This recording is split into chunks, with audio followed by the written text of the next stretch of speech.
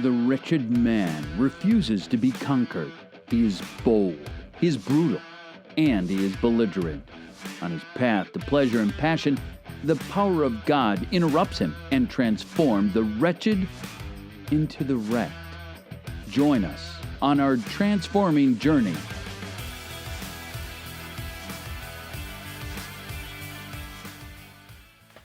What is up, Rec Nation? It's good to be back on the airwaves or the podcast sphere, on the internet, iTunes, however you guys are hearing us. We've been off the airwaves for a while. A lot of life changes took place between myself and my fearless co-host. Right now, we're no longer recording from about 600 miles apart. We're about 3 feet right now? 3 feet.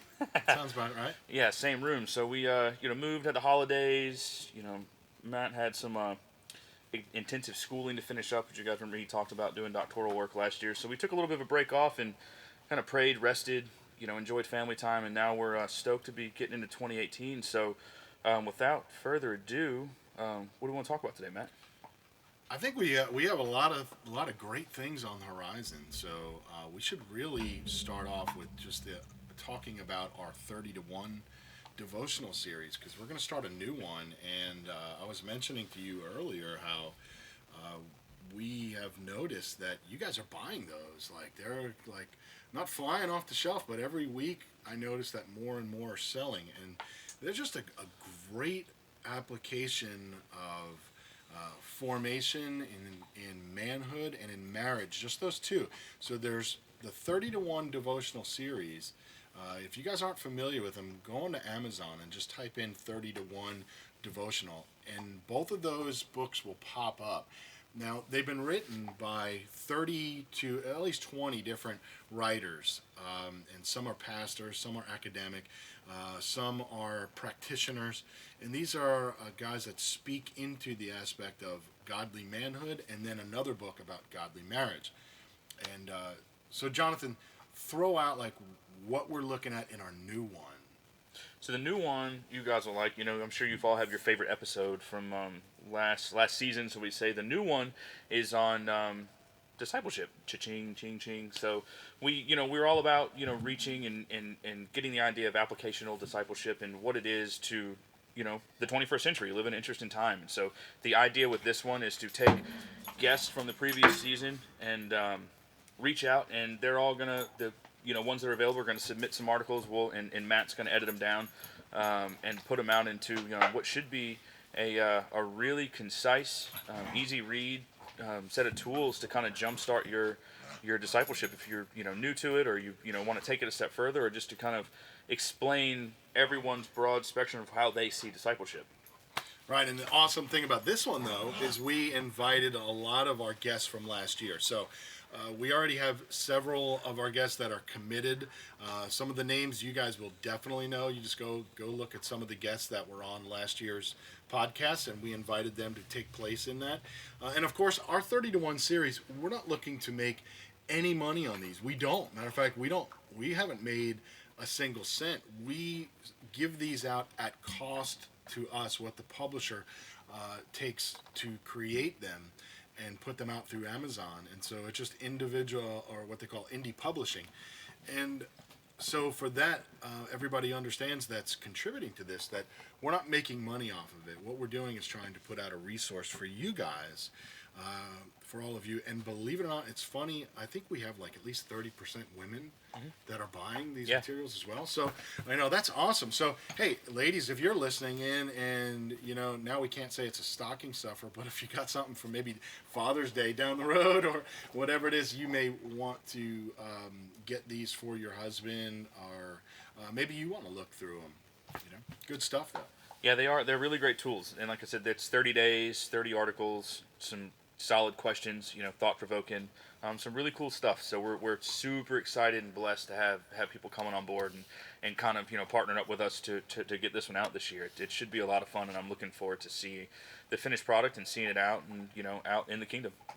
Yeah, I think people will see a difference in like a devotional that, like, My Utmost for His Highest. That's one of my favorites. Oswald Chambers. Matter of fact, I think it's the most widely sold one that's out there. But this is different.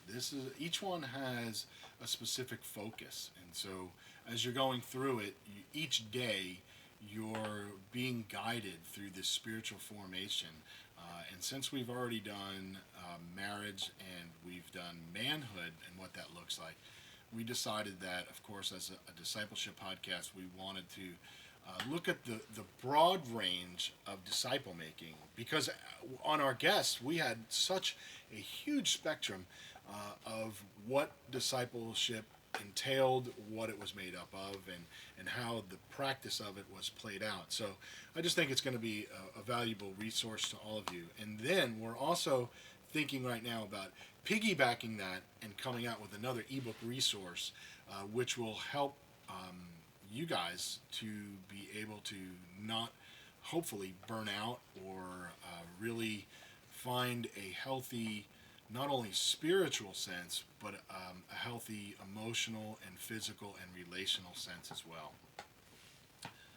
So that's really cool. That's coming down the pipeline. That's, doing some brainstorming, and it's kind of in the dream box right now, but we should have that out. And I'm stoked about everything, man. God's got some cool things up for 2018, and it's cool just to see how He works and what we've got for us, families, friends, and the audience that listens to this podcast every week. So I'm pretty pumped about that. We talked about last season's guest, and we kind of talked about, bits and pieces about who we enjoyed all the episodes, all the episodes, and getting to talk to some of these folks, and and connect. But what would you say after listening, if you had to take all of the episodes from last season and come up with a consensus of what you came away with from our guests? How do you think the overall view of discipleship? Because it's kind of hard to put that, and I'm not trying to pigeonhole you, but what is it? What do you feel it? The look from last season. Yeah, I think one of the biggest takeaways that I saw in just going through all of those interviews was we had a broad spectrum of guests. So everyone from Alan Hirsch to Dr. Chuck Lawless to J.D. Payne, who's a missiologist. So we looked at this from a practitioner's point to someone who is a dean of one of the best seminaries in the world, cha-ching, Southeastern, to a missiologist like J.D. Payne. And so from that, I think I love the quote from N.T. Wright, where he says that all of us look down the well of theology hoping to see our own reflection back. And so what I'm saying is, when we take a bigger picture, I think the universal church, or I know the universal church needs to take a step back and look at things in a broader spectrum. But I would hope that we would, because I have friends on Facebook and Twitter, all sorts of social media, and they argue harshly, just at each other's throats about one doctrine or another. Now, I'm not talking about the tenets of the gospel, but there is such infighting on so many things that I think we're almost missing the forest for the trees, so to speak. We're not really invested in reaching people and making disciples because we're so focused on our own little pond, so to speak. We want to make sure that everything in our pond is perfect, and yet we're in this huge ocean of people, of lostness, that we're missing all this. So when I see everything from Alan Hirsch all the way to Lawless, to Peyton Jones, to Alan Briggs, who is just a guru on the aspect of health, there was a broad gamut of people that we had on, and I love that aspect, because while we had differentiation of the theology, you and I were able to reach each one of these people and to respect them in a way that we were pulling out from them the best of what they saw through their lens of what disciple making was. And so in all of that, I think the biggest commonality that I found, the two biggest commonalities that I found out of that broad spectrum, one was the intentionality that is disciple making. That if we're not intentional, everyone agreed to that, right? Oh yeah. So like Wholeheartedly. there wasn't one guest that we had that was like, you know Nah. what? Yeah, you can just do discipleship on your own. It was all about the intentionality of the person who's being discipled and the disciple maker, so to speak. And then also, I would say this: there was also an aspect of there's corporate discipleship, and then there's an individual discipleship. And with that individual discipleship, we're saying that the person has an accountability to self and God, and everybody had the same commonality of this: there must be intimacy with God through prayer, through reading, and through reflection. So I think if all that, if we're going to concentrate and try to put everything, for me, if I put it all into a box of what I got out of last year, I got that, and I would hope that our listeners are getting that there is an intentionality, then there's a corporate and an individualistic aspect of discipleship that have an intimacy with God through prayer, reading, and reflection. What would you say? No, I would agree. I would say that with the intimacy part, in order to grow as a disciple maker, your intimacy and your fellowship with God through prayer and through the Word helps you grow into the corporate scene or one-on-one with somebody else. You know, engaging in the life on life and just walking along with someone. You should be walking along with God, individually.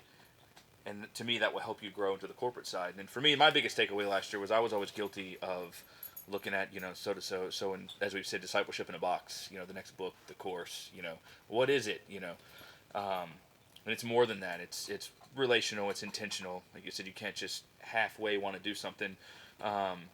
It's life on life, and it doesn't have to be in a formal setting. It's just praying into someone, pouring into someone, walking along with them, bearing their burdens, asking the loving, tough questions. It's iron sharpens iron, so to speak. That's right. So we had on George Robinson and Alvin Reed, and they wrote that book with. And so I know Doc Robinson ended up being, he was my faculty chair, which just love the man deeply. By the way, we're also going to have Alvin Reed, and we're going to have him on soon, hopefully, and to discuss his book, Share with Jesus. But not to get on a rabbit hole, to come back, like the aspect of what they were talking about in disciple making in the With book is that understanding that curriculums are okay. Mm-hmm. They're not bad in and of themselves if they focus on God as the center point and the Word as the center point. Mm-hmm. And so as long as, because what we have is we'll have curriculums that are designed where they're not even focused on the Word of God at all. So it's not about a Bible study, but it is about what God is doing, what God has said, and how we relate that. So I have people who I disciple, and one of the guys I disciple, I'm always asking him the question every time, like, what are you learning? What are you speaking about? What do you hear God saying? What are you reading? What is the reading saying to you? All those sort of things. And without that aspect of reflection, now I can ask him, what are you reading? And if he's, just saying, well, I'm reading such and such a book, that's awesome that he is reading something else. But I also want to know, what's he reading in the Word of God? Because here's where we start to reflect. And there were times where he would say, you know what, I'm reading this book, but I don't understand it. And so there's my job then to come in as the disciple maker and say, let's walk through that. Let's see what you're not understanding, and let's go through it, because there's application. If all of Scripture is profitable and instruction, then we need to really be sort of cultivating that and breaking up fallow ground in the Scriptures. So what I take away from that, and I could be way off, and this is what the point of this, you can correct me if I'm wrong, I see that as kind of a way, if you're looking at curriculums, they should stir you to mobilize.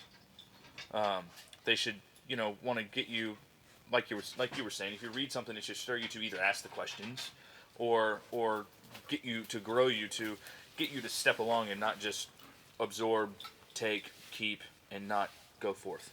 Well, there always has to be questions. If there's not questions, if you're just coming into a Bible study, and even if you're just coming into a Bible study with questions, that's not the same as the intrusiveness of what and the intentionality of what disciple making is. There are questions that we ask that are hard hitting, and everything has to be on the table. And once you get into that intentionality about disciple making, if you don't have the person's permission to ask those types of questions, then there's no accountability, and then there's no real, I would say, realness, if that's even a word. There's no reality of what you're doing. It's only a facade. It's like a mirror, because you're not really growing. You're just answering questions that make you feel good. But when someone asks me, like, hey, did you look at any porn this week? And I'm like, no, I didn't. I love the question, because I know that the next time I meet with him, he's going to ask me the same question. And so I'm fine with that. Or he may say, what's your relationship with with your wife this week? Did you have any disagreements? Did you, how about at your work? Did you blow up? Did you get angry? These are all like questions that I say, they break up the fallow ground of my heart. And they are meant to be not that someone is better than I am. It's so that we're all focusing on our relationship with Christ and to be more like Him. So in other words, so you could say it's helping you in your sanctification, to throw out another word. So yeah. it's helping you live more like Christ in the process of sanctification. I love the hard questions. I went through coaching this summer, and we were filling out the rubric before, and that was a form of discipleship. And he had on there, what types of questions can I not ask? And I was like, you know what, my flesh wanted to say, don't talk about these things, but I put on there, no holds barred, ask me the tough gut punching questions. And what I learned from that is it kind of brings you into this intimate space where someone's truly coming along, and we would talk about stuff. Where are you struggling this week? And I was like, man, my wife and I had a big disagreement, like right now, like we're doing the Whole30 diet, and I'm struggling with it, and those are the things we talk about. I'm struggling with things, and we're arguing about stuff, and well, how do we get you past that? What can we do? And so those are the questions that I love, and to me, that's what really brings you into a discipleship role, those tough questions, like you said. Well, I would say that probably 90% of the people who think they're being discipled are never addressing their true strongholds. Mm-hmm. And if you're not addressing the true strongholds in your life, you're never going to get over the cycle of sin that's in your life. You'll always fall down the same hole. Mm-hmm. You'll never be able to overcome that. And here's the deal. We just went through, Jonathan goes to the same church that I preach at. So now he does. Now I do. Now, so like last week's message, we were talking about in 1 John, and in 1 John, the prologue, the beginning of it, it's a lot like John's gospel in the beginning. But the letter of 1 John, he makes this statement that it's almost like salvation is corporate. Now, he's not saying you can't be saved if you're not part of the church, but he gives this invitation, come join us, because we have relationship with the Father through the Son. And so the aspect of joining us means that there is this corporateness of fellowship with one another. So if a lot of us just want to be Lone Rangers, or at least a lot of people do, and they think like, I'll see people post stuff like a picture of their deer stand, and they'll be like, this is my church. I'm like, really? I'm like, that's pretty hysterical, seen that right? on. I'm like, yep. So is this animism? Like, did you have fun, like, talking to the tree? Like, you worship the tree? Like, what are you getting out of that? Like, who is speaking into your life? Like, really, is the deer coming up, like, and talking to you? Like, that's not church, because the word church means gathered, sent out ones, right? So in the whole aspect of that, like, what are we doing? So discipleship, it must be about a corporate and individualist. So it's individual in the aspect that I'm accountable to myself and to Christ in the aspect of growing intimate with Him. Then I'm also accountable in a corporate nature, whether it's one-on-one or the fellowship of the body of the church. And we're not discipling if we're not doing that. No, and so I would say, when you're, as far as what I take away from the idea of corporate salvation, is when you become saved, you are becoming part of a larger body of believers. So you're part of a corporate body. Yeah, I mean, how many times so the letters that we read, whether they're all the epistles of Paul or Peter or John, and you're reading these letters, who are they addressed to? They're not addressed to the pagans out in the world. They're addressed to the church, and they're always geared toward the unity and harmony of the church, and for us to not only get along, but to love one another as much as it is possible with one another, and to grow with one another to be more like Christ. Never do you read all these things and they just say, be your own person, right? Go solo on it. It's all you and God. And yet we want to all throw out the bumper sticker, Jeremiah 21:11, and not realize that the aspect of the context is that you're in exile, and you're not in exile alone, right? Yeah, God's got awesome plans for you, buddy. Yeah, the Lone Ranger aspect doesn't work. Been there, done that, and it leads to a lonely, burnt out, depressed, ineffective, not fun state. So what would you say, and I don't want to, obviously I'm going to throw you on the spot here, right? So, so what Here do you... it comes. Yeah, no. What do you think is one of the problems why just disciple making then, let me try to give you the hint toward the answer. If no one has been discipled ever before, why do you think people are so afraid of disciple making? One, I would say people don't like to admit they're not okay.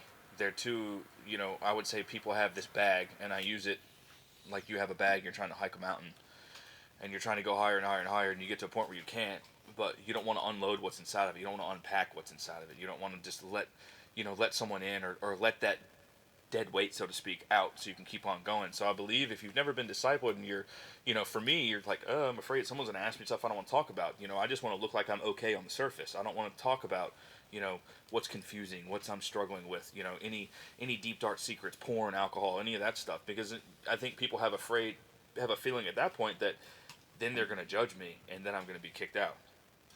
I would say that's a definite hindrance for people, especially in our American culture. I also think that there's an aspect of it that since we've not made disciples for, in my opinion, millennia. I mean, I think since we're going back centuries, if not back to the 3rd century of really collectively in community making disciples.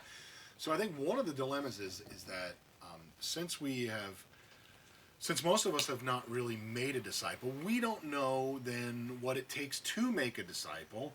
And so when you tell someone, you can say this, and I know as a preacher, we have a tendency to speak into this and say, everyone needs to be making disciples. If you're going to follow the Great Commission, you need to be disciple making. And then people all nod their head, but in the reality, how do they do that since they've never done it before? And so if you're asking someone to make a disciple, they sort of say, how do you do that? What does it look like? And so the first thing I always say is, well, let's start with prayer. I'll pray. And then after a couple of sessions, I'll always ask the person I'm discipling, I want you to pray us out. Or I want you to pray. Because now I want to hear if you're formulating your own prayer life and what that's even looking like or being like. So I want to make sure that he's understanding. So then he gets the aspect of prayer. Then we get into reading, because I want to make sure that he is ground in the Word. And then also, I mentioned before, reflection, because reflection is so important. So if God made this world and he made it all awesome and perfect and wonderful, you were just in Colorado and you shot me a picture, right, of this beautiful scenery. Man, God made that for us. Yeah. Right? So how does reflection then help bolster and strengthen myself? Like, how do you come back? Because I know you'll probably be able to speak into this. You can now come back and you can say to someone, when they say to you, there's no God, and you're like, really? Because I was just in Colorado and I saw this landscape that looked like XYZ, and some painter was out there painting this landscape that had colors that I've never seen, right? Right. I mean, it's had a similar conversation out there. I think one of the pictures I sent you was right where we had hiked up and sat, and we just sat down and we're like, man, God's creation is unreal. Look at this. On one hand, we look back over our left shoulders, and it's like no snow, nothing's going on. You can look across this valley, and we're at like 10,000 feet, and look across this valley, and there's snow everywhere, and there's huge 14,000-foot peaks up there. And we just sat down and prayed. Like, we were like, this is unreal, and just sat down and prayed, and just like, God made this, and now I can come back and reflect on it, and like, man, it's just something to be, awestricken to think that God that created us, that loves us, that wants us to love other people, made all of this and made it awesome, as you said. So I see that the aspect of reflection as a way of us worshiping God in our heart, mind, and soul. It's the very fabric of our DNA. We get into deep reflection, and I'm not talking about asceticism or where you have to leave to be a monk. I'm talking about finding time to be alone with God and reflect. So for me, when I'm reflecting like that, a lot of times Scripture will come to mind, and then I talk to God about it. But it is my relationship with Him that is doing it. Like, I love how the Celts. I'm big with understanding Celtic ways, whether it's Celtic discipleship, Celtic theology, and the way they did it was quite honestly amazing. Some of the things they did. But they had this term that they had used as thin place, and they spoke about finding your thin place with God, and what that meant was there was like Jacob and where Jacob met God and he wrestled with God, and so it was a place where heaven and earth met, and it's a thin place.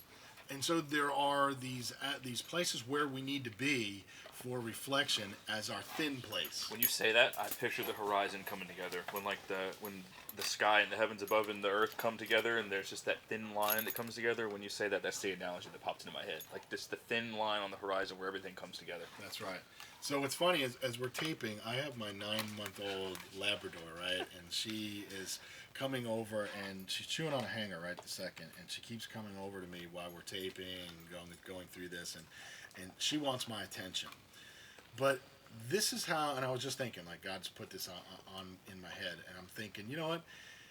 Things like this, we always want to think that there are disruptions in life, when God is trying to explain to us that those disruptions are opportunities, and everything is like these teachable moments, right? Where we learn certain things. All my lab wants to know, she doesn't care really what I'm doing. All she wants to do is she wants to be with her master, and she wants to be accepted, and she wants to be loved, and she knows that I love her. So, it's funny because she has no concept of what we're doing, and it's the same thing when sometimes we're getting into discipleship with someone who's a non-believer. They have no concept of who God is, of what we're even doing. And we may use these words like sanctification, right? But we need to lead them through it. So even when we use the term like propitiation, the atoning sacrifice, I mean, we don't have to not talk about them. I think we do speak into those things, and we explain what they are. But we need to start really into disciple making. It's introducing people to a knowable God who's not this invisible and untangible entity that just sits in the sky somewhere like an architect, but he really is knowable and personable. Yeah, I mean, a lot of ways, it's especially with someone who's either an unbeliever or someone who's kind of there. I would say it's relationally in life on life. It's living out your life with Christ in the eyes of someone else. Just being there with them. And I'm the dog she's hilarious right now. She's got a coat hanger, and she's just like, hey, look what I have.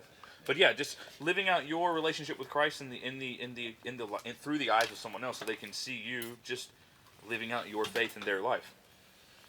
Yeah, and I think it's funny. So I explained this to my wife about a week ago. We were talking about natural giftings and things that you love to do, and I said, as a pastor, there are times where there are certain things that are expected of you pastorally to do. There are things you just have to do.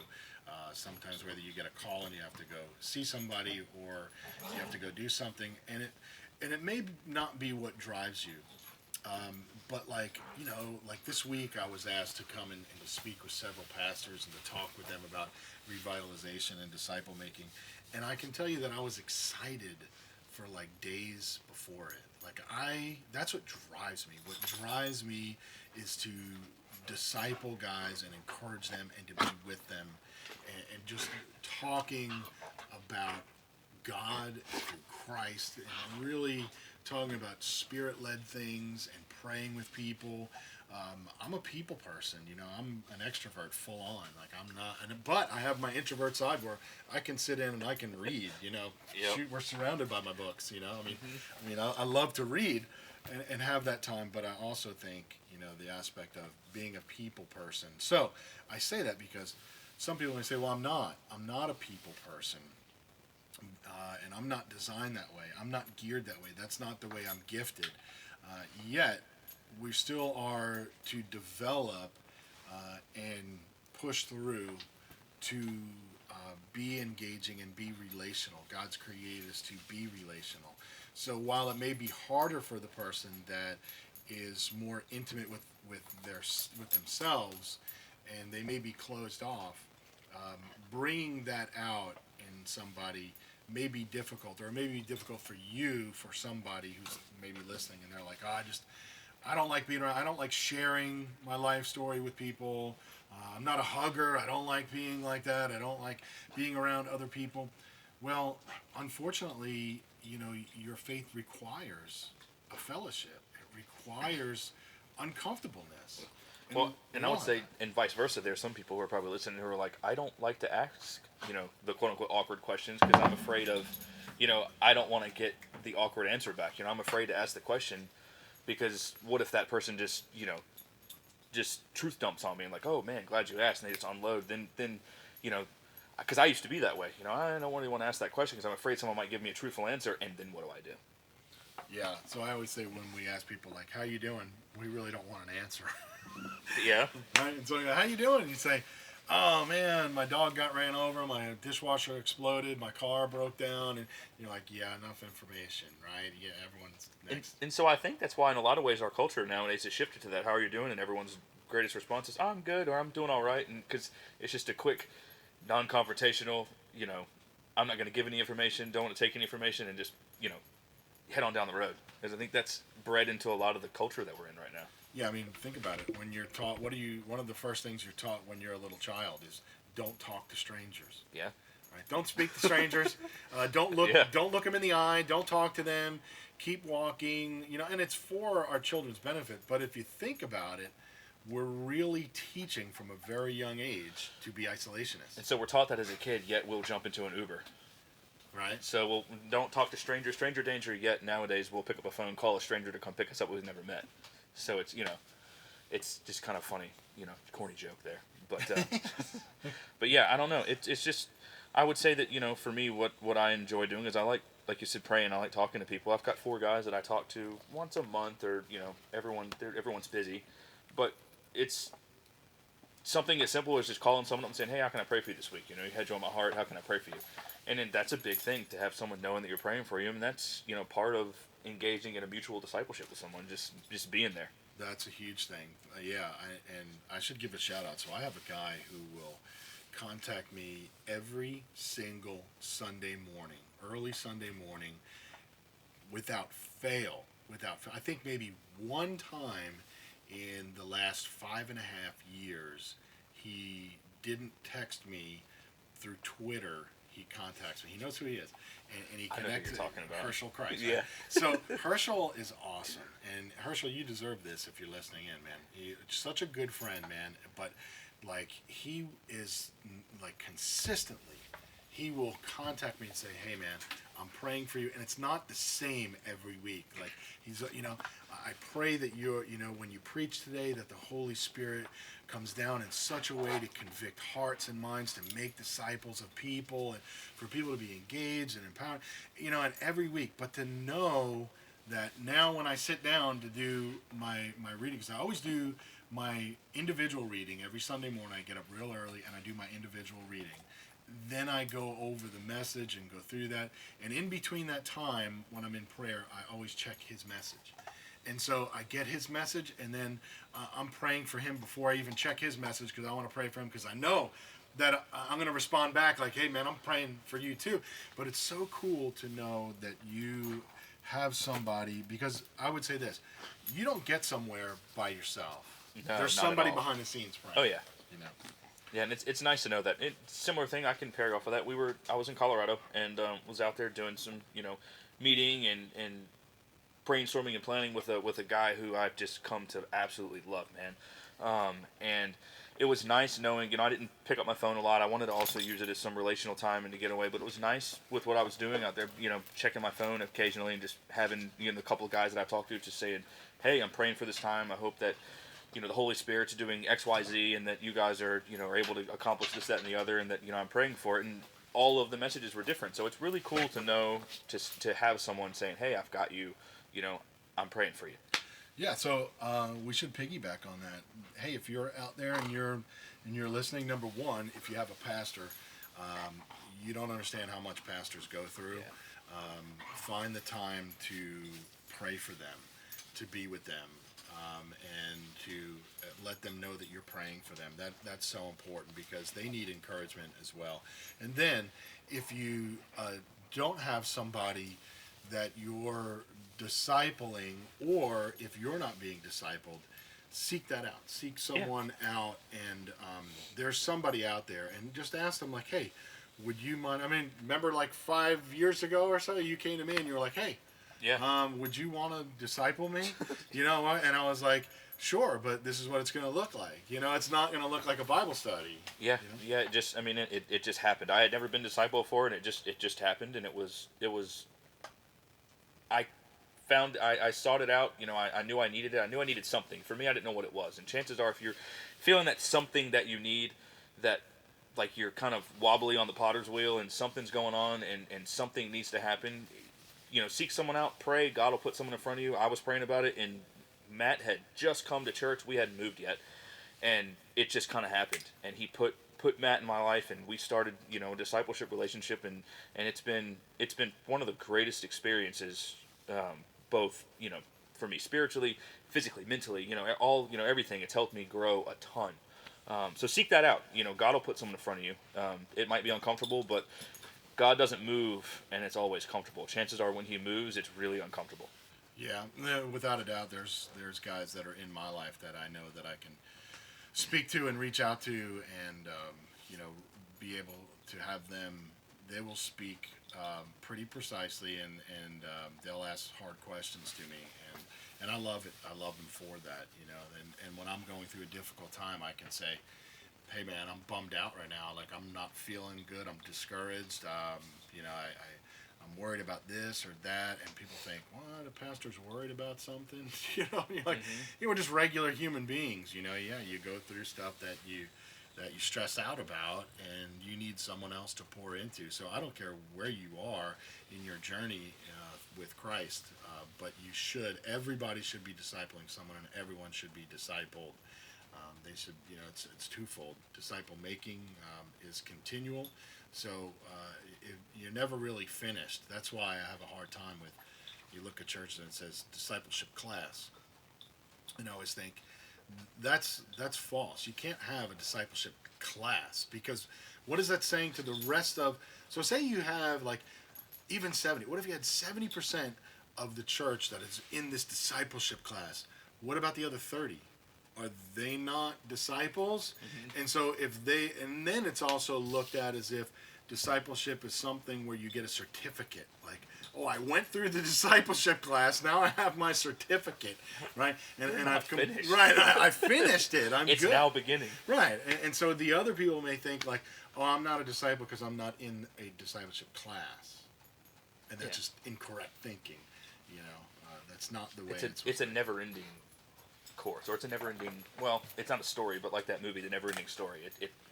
It begins and it doesn't stop. You grow and grow and grow and disciple more people who then disciple others, and it's fun. I never would have seen myself, pouring into people, and heck, pursuing, a vocation where that's what I will be doing, and it's fun. Like, I thoroughly enjoy, seeing the Holy Spirit work that way.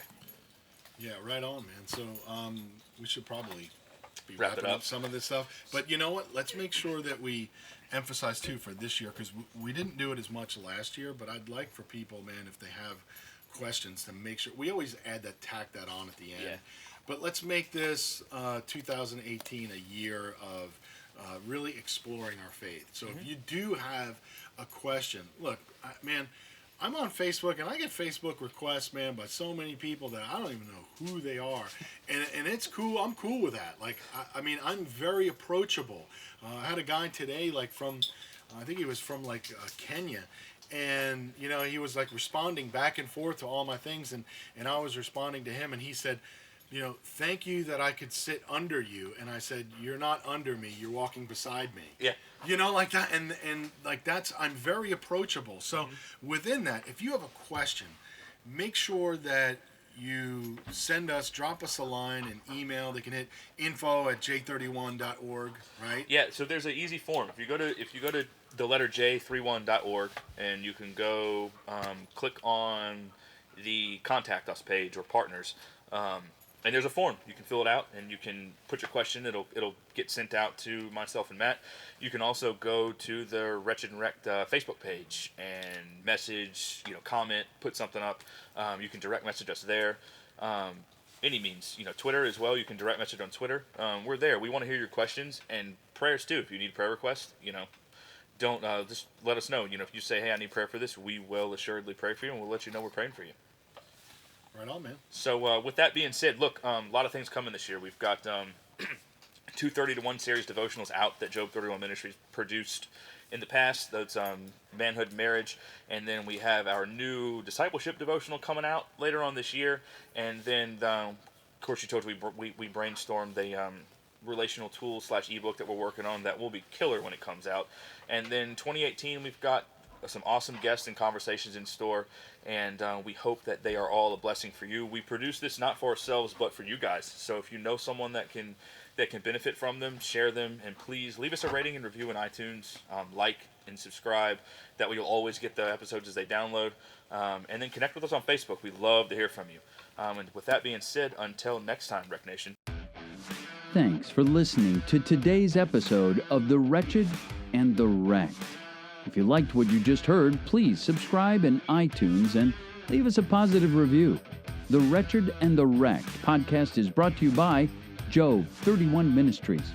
For more information and to connect with us, please visit us online at www.j31.org.